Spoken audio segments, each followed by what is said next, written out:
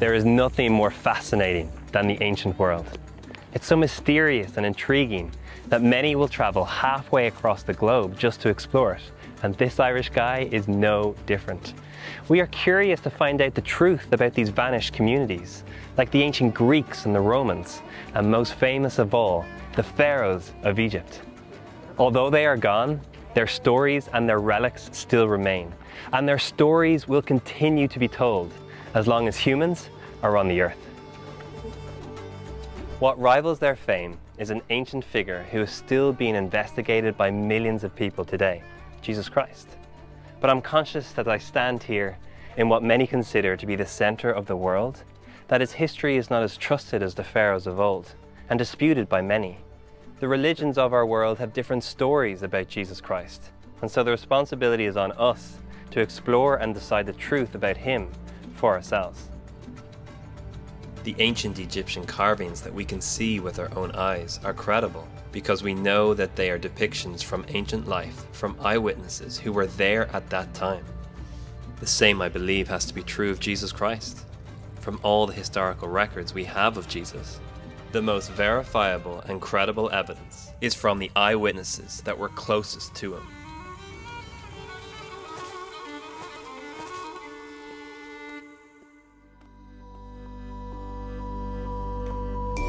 I think the Egyptian eyewitnesses are similar to the eyewitnesses of Jesus because they never would have thought that their accounts would be investigated by millions, or that 2,000 years later, that their accounts would still be read and become part of the best-selling book of all time. They were just writing them down for their friends and for local communities who wanted to know more. And these short books are known as the Gospels, which just means good news, and they're written by 4 people: Matthew, Mark, Luke, and John.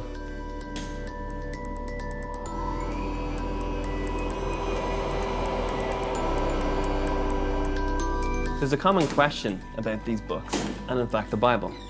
Is what we read in our Bible today the exact same as what it would have been 2,000 years ago, and can it be trusted? Because there's a common critique of Christianity that the source writings of Jesus were altered due to whatever agenda the early Christians may have had.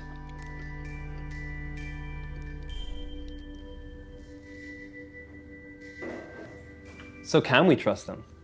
Well, historians look for a number of things when deciding if an ancient piece of writing is reliable or not.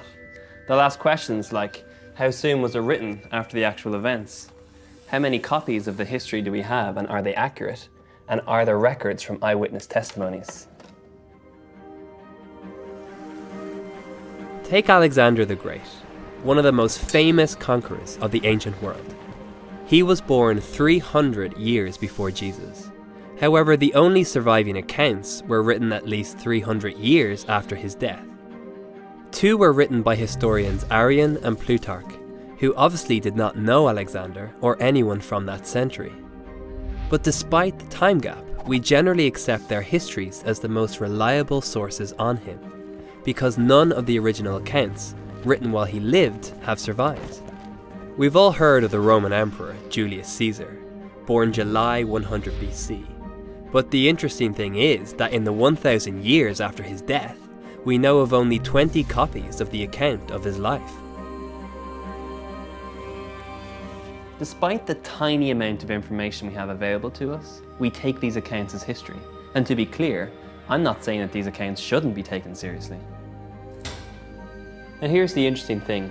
Based on historical accuracy, there's more reason to believe the accounts of Jesus than that of Alexander the Great or Caesar.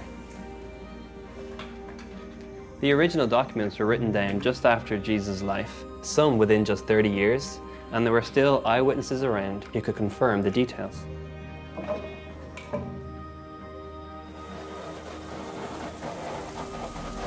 And when it comes to relying on the accuracy of copying, we have more than 5,000 ancient manuscripts that contain part or all of the New Testament, and that's just in Greek. We have over 8,000 copies in Latin, and then 9,000 in many other languages. And it was all done within 300 years of Jesus' death. Compare that to the mere 20 copies we have of Caesar's history after 1,000 years.